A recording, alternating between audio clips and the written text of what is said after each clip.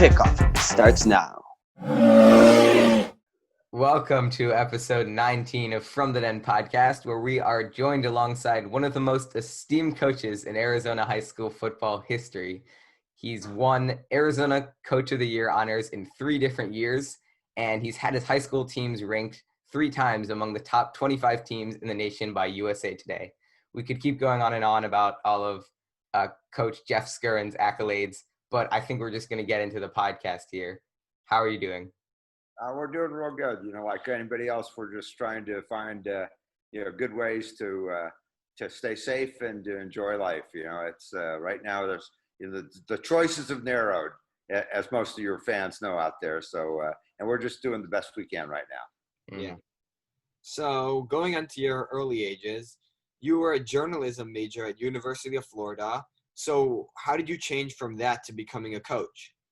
Well, it was actually a real accident because my brother was in medical school there, and I had tried it, but unsuccessfully to play football in Division I level. It's just, it's something that, you dream about doing, but obviously when you jump from one level to the next, it changes a lot. And frankly, while I was one of the fastest kids in my high school, I was just too small, for that level. And, but it took going out to practice and knowing it. But so I became what happens to many players that can't achieve on that level. You turn into the scout team.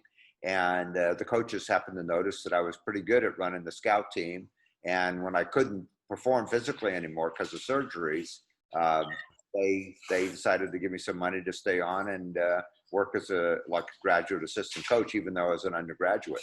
So from that point on, I kind of had my fingers in the coaching things, and it was pretty much just an accident. I had no idea that I had any of those skills, but I wanted to be around it, and I wanted to stay with football. And like you guys, I was a fan, but it's a little bit different when you're on the inside of that and not playing, and you want to feel useful, particularly when most of your good friends are in the starting lineup, and you want to feel useful to them, like you're helping in some way win the games. So the scout team is one of the most essential parts of the behind the scenes preparation that things people don't see on television. But so I made my start through that thing, and the head coach happened to notice I had some talent in there, and I was real fortunate. And I ended up starting law school, like a lot of journalism majors do. But it was really nice major, by the way, if you believe in writing skills, which I do. And but law school wasn't what my dream was. Staying with football was. So I got some good grades, so I could go back if I wanted to, and then moved into teaching coaching in downtown Atlanta, Georgia. And I've really never looked back. I've never regretted that decision. I think for me, it's the right thing. My passion for the game and working with the kids, and even some of the things that most coaches find distasteful and nasty, it never bothered me. I just saw it as part of the job to be successful, because what you're doing is, when you're out there raising money and as you're helping kids, when you're out there, in a disciplinary hearing with one of your star players, you're really setting the track for the future for that individual, trying to teach as well as mentor and guide into a more positive area. And so, it's kind of a natural thing for me, and ended up getting my master's degree in psychology and counseling at the University of Arizona. And after taking a few jobs, going back to Division I at the University of Nevada, and then back to high school again, and 15 years later, I got an offer to come back to Tucson and the sunshine and the beautiful weather and the mountains, and we've stayed ever since. I've had many opportunities to go back, but kind of feel like I kind of found my niche here. So when you finished law school, was the job that you took, was it a head coaching job, and how did you find that job, or how did you work your way up? Again, it was one of those funny breaks that life gives you away. I had left, to go and looking for a teaching job, and had taken a temporary job at a newspaper in Atlanta. And, like I say, you and your father and I had spent some quality time together during that time. And, but one day I went down to Georgia State University and said, I want to be a teacher coach. What's the best way to get in? And just at that moment, a few moments before, they had a person in a special program who had left, and they said, well, if you'd like to, your qualifications meet what we're looking for. And so I was just the right place at the right time, and took a job in downtown Atlanta in a school that a lot of people might not want to have taught in, but I felt a real attraction to it and real need to work with the kids and help them out of the situation. And we were real fortunate because, you know, it was a great learning situation, and we won a lot of games, and that kind of helped me, you know, land the next job. So. Yeah, so you're known for as many accolades as you have. Your biggest thing is turning around programs. Teams that are going 0-12, 1-11, having losing records, you take them and they do amazing the next year. How do you change a team so fast? Is it you scouting good players? Is it discipline? Is it what you teach them? What is it? I wish there was, you know, I get this question obviously a lot. Yeah, USA Today did an article years ago. Or I wasn't that long ago, actually. It seems like it. But they told me I'm the only coach they've ever been able to find in all their research that has taken over 3 winless teams. And in my first year, we went to the playoffs, 2 of them to the semifinals in 2007. And I was fortunate to get the NFL National Coach of the Year award. And you know, it's you change culture. You just don't snap your fingers. Let me share this with football fans out there and maybe want to be coaches. Nobody is that good a coach to go out in the field and brilliantly change strategy and turn a team around. It doesn't work that way. You have to change the culture. Football is a game where the winning is in the preparation, and it's a 8-9 month process to prepare a team from the off season to the meat of the season. People sometimes think the start of the season is when you stop the preparation and start playing games, and that's not true. A team develops over time, and particularly in the beginning, you have to get the right people in the right places. It's a little bit like a chess match where you're actually selecting personalities and whether they're a knight, a rook, or a bishop, or even a pawn. It really is like that, and the psychological background that I got in school has helped me a lot.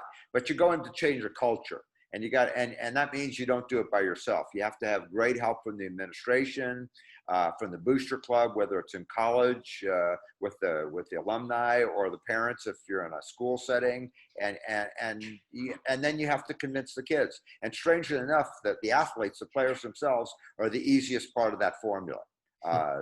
The rest of it is trying to get schools to change their rules and their approach, and the rest of the faculty. Let's face it, a lot of people out there are afraid of highly successful football programs. They really are afraid of it. They're somehow afraid that it will damage the academic reputation of the school by being good at football, because let's face it, particularly in Division I, there are some colleges that aren't that great academically, but they do very well on the football field. But then you have your Stanfords, you have your Notre Dames, you know, you have all these others that are great academically that completely break those rules, and they could be good at everything. I often, when Harvard was making their run, that something like championships in the Ivy League out of 14 seasons. And I used to use that all the time. You know, how come Harvard makes it work? And the reason why they do make it work, it's important to their administration that whatever they touch, they do a good job with.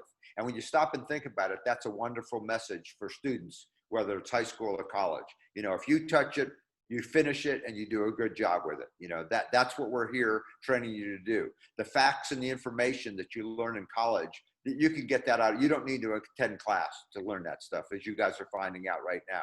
You can learn that stuff through a computer or online, or even now through your telephone. You could find out the whole dang Library of Congress right in the palm of your hand.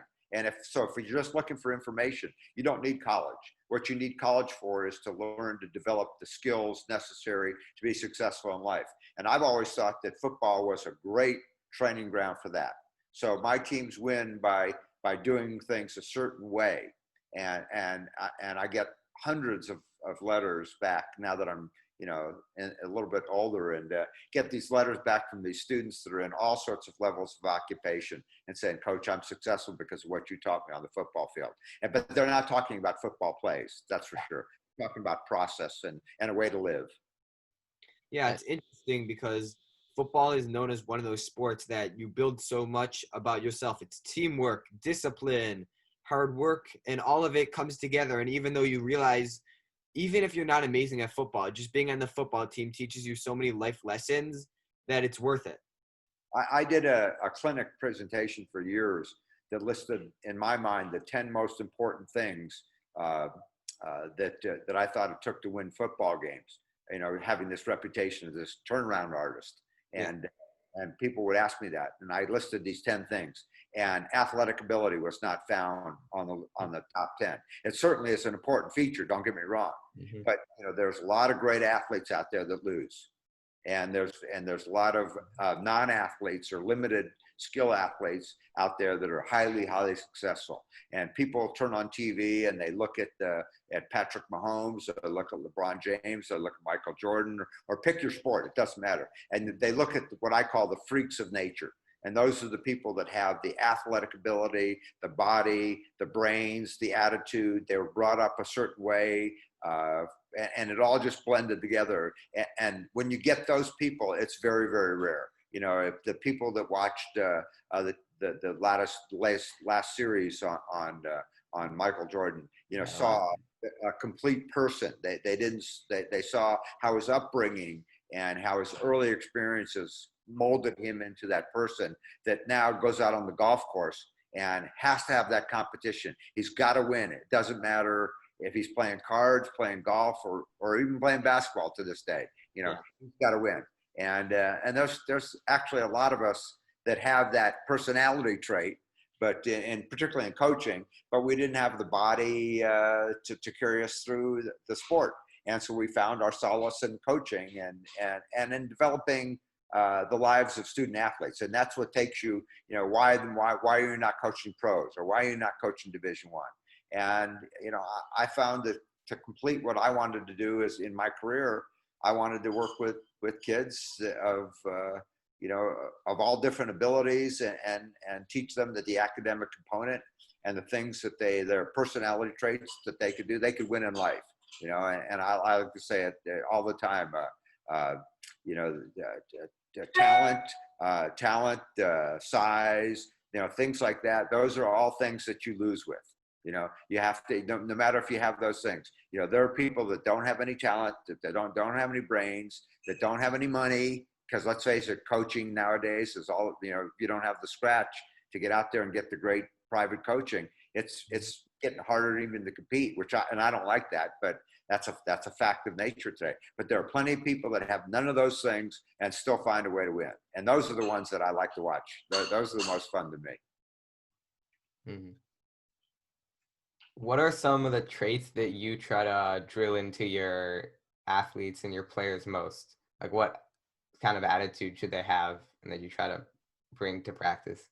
Well, let's go back to a job interview. The most important things you guys are going to, you know, find out as you you know, progress through and graduate to college. You know, your first job interview is going to be one of the biggest things in life. And number one is, you know, I always say, you know, to win the big game, you got to be in the big game.